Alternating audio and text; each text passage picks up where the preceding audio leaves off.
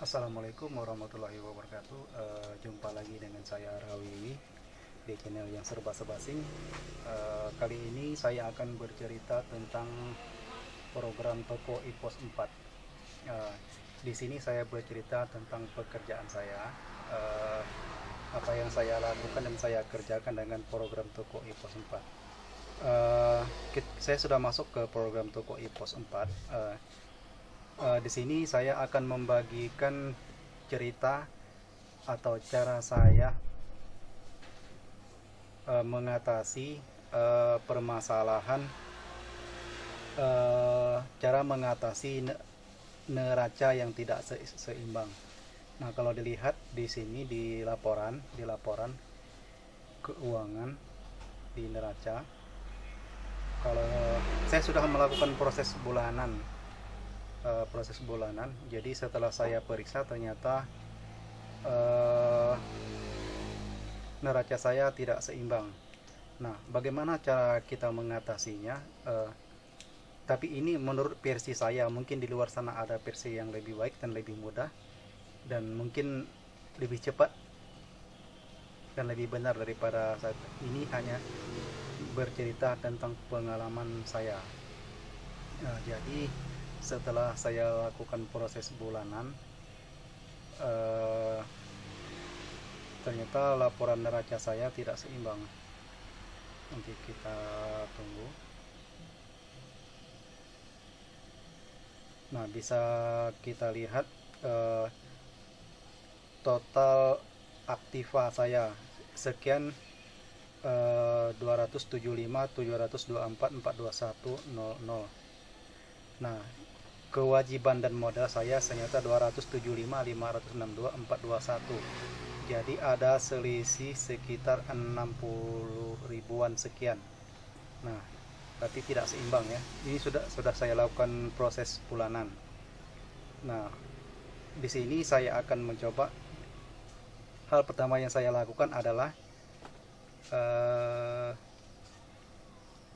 di laporan tadi kita klik daftar jurnal, terus klik analisa jurnal tidak seimbang. Nah, setelah itu kita klik proses. Nah, ternyata ada muncul satu buah transaksi.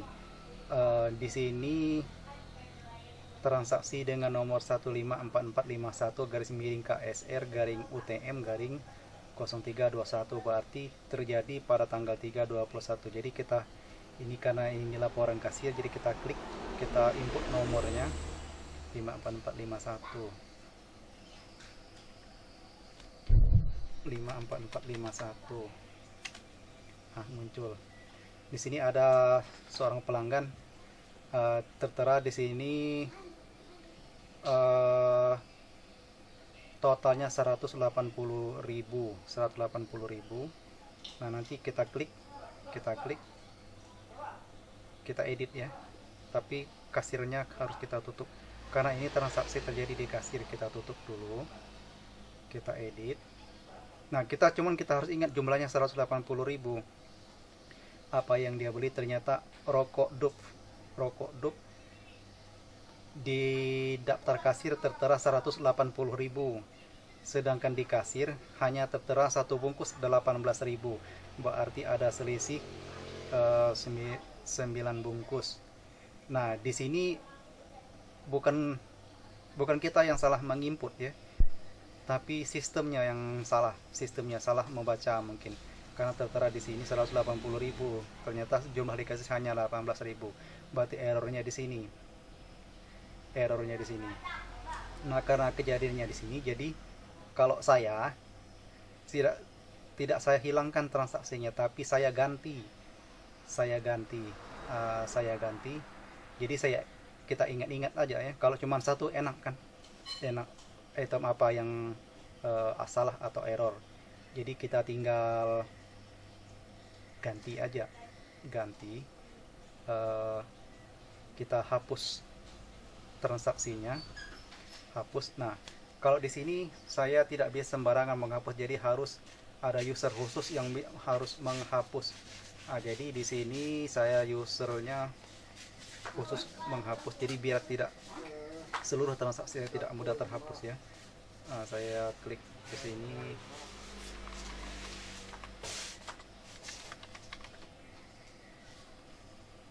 Yes. Nah, sudah terhapus ya. Jadi setelah itu kita ingat apa yang dibeli tadi ya, pelanggannya siapa. Jadi transaksi tidak hilang. Kita klik eh, nama pelanggan, terus apa yang dia beli. Dalam hal ini dia beli rokok satu slop.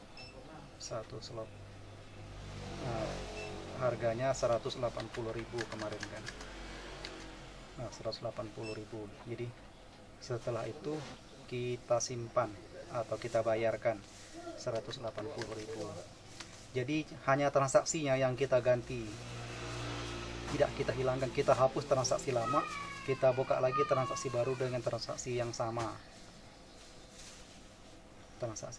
Jadi setelah itu, untuk lebih memudahkan, nah untuk melihat apakah transaksi kita sudah berhasil atau tidaknya, atau neraca kita sudah seimbang apa tidaknya, nah kita lakukan proses bulanan biar terposting dengan sempurna ya. Kita lakukan proses bulanan.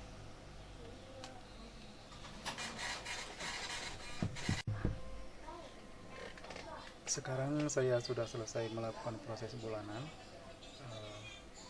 Kita oke kan saja, terus kita klik di laporan keuangan, klik neraca, kita tunggu neracanya. Kalau tadi sebelum dilakukan proses bulanan, total aktiva adalah 275.724.421. Terus kewajiban dan modal 275.562.421. Jadi ada selisih sekitar 60 ribuan. Nah, setelah dilakukan proses bulanan, bisa kita lihat. Nah, neraca sudah seimbang. 276.752.643,70 untuk total aktivanya. Sekarang kewajiban dan modalnya 276.752.643,70. Jadi seimbang. Nah, begitulah cara saya mengatasi permasalahan neraca saya yang tidak seimbang. Karena transaksi yang salah tadi sebenarnya bukan salah kita, tapi sistemnya yang salah membacanya. Nah, jadi kadang-kadang kita tapi memang harus melakukan proses bulanan, bila perlu setiap hari ya, setiap kali habis tutup toko. Jadi kepada pemirsa yang belum subscribe, silahkan di subscribe ya jika berkenan. Kalau tidak pun nggak masalah, nggak apa-apa, dilewatkan saja. Sekian dari saya, semoga jadi manfaat dan bisa dijadikan semacam pelajaran lah, ataupun apalah pokoknya. Yang penting saya sudah berbagi cara saya. Saya tegaskan sekali lagi bahwa ini hanya cara saya, bukan yang sebenarnya. Boleh dijadikan contoh ataupun acuan, tapi jangan jadi patokan, karena bukan yang terbaik dan tersempurna, karena sempurna hanya milik Allah. Sekian dan terima kasih. Wassalamualaikum warahmatullahi wabarakatuh.